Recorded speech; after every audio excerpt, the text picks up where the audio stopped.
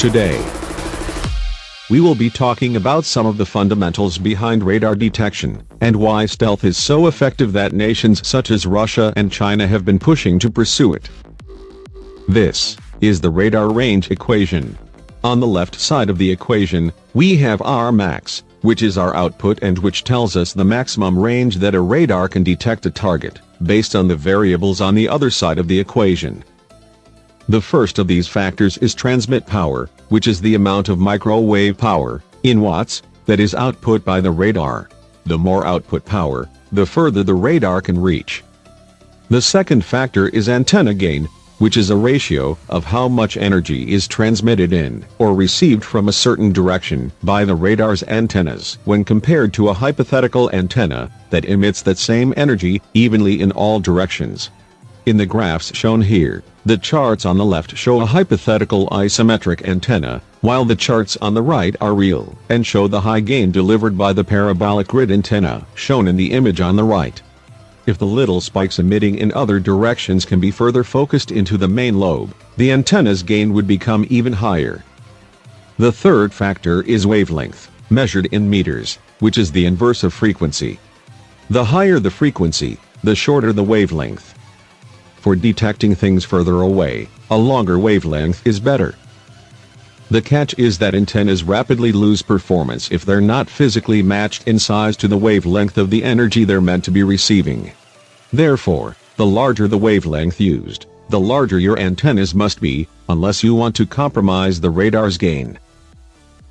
The fourth factor is the radar cross-section, or RCS, of the object you're trying to detect. Target RCS is measured in square meters, and is dependent on many different things, such as the direction you look at the target from, the shaping of the target, and the use of radar-absorbent materials. Case in point, the MiG-29 is a considerably smaller aircraft than the B-1 bomber in terms of mass and physical dimensions. However, from the front, that same MiG-29 has a larger radar cross-section than the B-1B.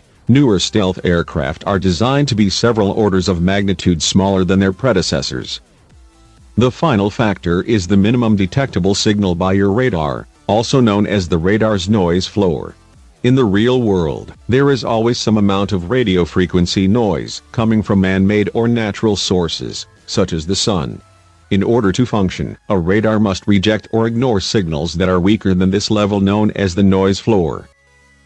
The noise floor of a radar can be reduced by using more advanced algorithms and processors to filter out noise and look for patterns, or by using more advanced radar technologies to reduce the amount of noise and interference produced by the radar itself. Another important aspect of the radar equation is how certain factors have a greater effect than others in the detection of a target. Let's take power for example, and assume that all other variables remain constant. As we can see here, the relationship between detection range and power is to the fourth root. This means that you have to increase power significantly to have a minor increase in detection range. Specifically, it means that to double the detection range, without adjusting any other variables, we would have to increase the radar's output power by 16 times. To quadruple the detection range, we would have to increase output power by more than 250 times. In real life, altering variables such as power can also have negative impacts on other variables, such as noise floor. This means that you would have to increase power even further, to account for detection range losses to noise. Looking at another variable, such as gain, we can see that it doesn't behave the same as power output. Instead, it is squared within the equation, which brings gain to just having a square root relationship with detection range. Put simply, this means that we can double the detection range of a radar by merely quadrupling the gain. Or to quadruple the detection range, we can increase gain by 16 times, which is far better than the 256 factor that we needed with power. Wavelength is also squared within the equation, meaning that it has the same detection range relationship as gain. Noise floor sits in the denominator of the equation. It's not squared, but it does have an inverse relationship. This means that you need to decrease the noise floor of a radar significantly to get noticeable improvements in detection range, similar to power, but inverted. Finally, there is RCS, which is a key capability factor for aircraft like the F-22 and F-35. Like power, it is not squared. Looking at this relationship in regards to stealth, you need to significantly reduce your radar cross-section to have impacts on detection range. Let's look at how the radar equation can be used, by looking at an example of a stealth fighter versus a non-stealthy fighter, such as the Su-35. The Su-35 uses the pak-fa radar. According to the manufacturer of the radar, it has a 350-kilometer detection range for a 3 square meter target. To find out approximately how far that radar can detect a stealth fighter of a given size, we can look at the relationship that detection range has with target RCS. First, we put in our known pak-fa performance parameters. Then we add in the target RCS, and finally we solve the equation. The answer in this scenario is 26.59 kilometers, which is more than 10 times shorter than the detection range for the 3 square meter target. Visualizing this, we can see that if both jets were equipped with exactly the same radar, the stealth fighter would detect the Su-35 well in advance.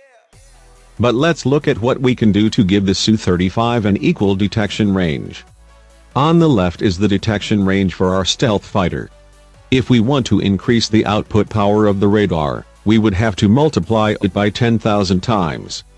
As these radars already operate at 10 to 20 kilowatts, we would be looking at something operating at around 200 megawatts, which is enough to power more than 30,000 Russian homes.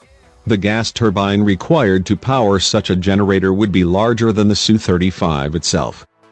If we want to increase gain, we need to increase it by 100 times or add another 20 decibels of gain. While this sounds easier, even the giant dishes being used by SETI have but a fraction of the total gain required. For wavelength, we can also just increase the wavelength by a factor of 100. The Su-35's radar, however, has over 1,000 slot antennas, each matched to the X-band by being a couple of centimeters wide. If we want to operate at a wavelength 100 times larger, which would be within the VHF band, we would normally use antennas 100 times larger, meaning each of the 1,000+ antennas would need to be a couple of meters in size. Clearly that's not possible to do on a fighter, but by using antennas that are a half or quarter the size of the wavelength, and by cutting down on the number of antennas by an order of magnitude or so, we can make such a system work on something the size of an AWACS. Unfortunately, doing this also reduces the resolution and accuracy of your radar, making it quite limited for precision targeting required for guiding a missile onto its target. For minimum detectable signal, you can reduce the noise floor of the radar by 10,000 times, but this is far easier said than done, as the military requirement for the hardening and reliability of circuitry, and the increased time complexity of some algorithms, can seriously impede the effect of Moore's law. Changing the radar's architecture to be an AESA, instead of pak-fa radar, will reduce the noise floor by several decibels, but this is far from sufficient.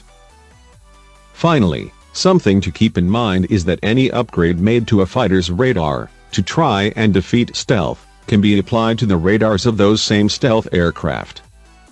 The radar of the F-35, for instance, is thought to be comparable, if not considerably longer ranged than the Su-35's.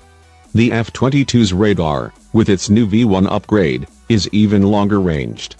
This is because the F-35 and F-22's radars have a very large number of transmit and receive modules, meaning they have more output power and greater gain than most other fighter AESA radars. And by being AESA radars, they have a noise floor which can be more than 4 times lower than that of a pak-fa. Any basic advancement in radar technology that makes it easier to detect a stealth aircraft also makes it easier to detect a non-stealthy aircraft from even further away. For more information, including sources, view the video description.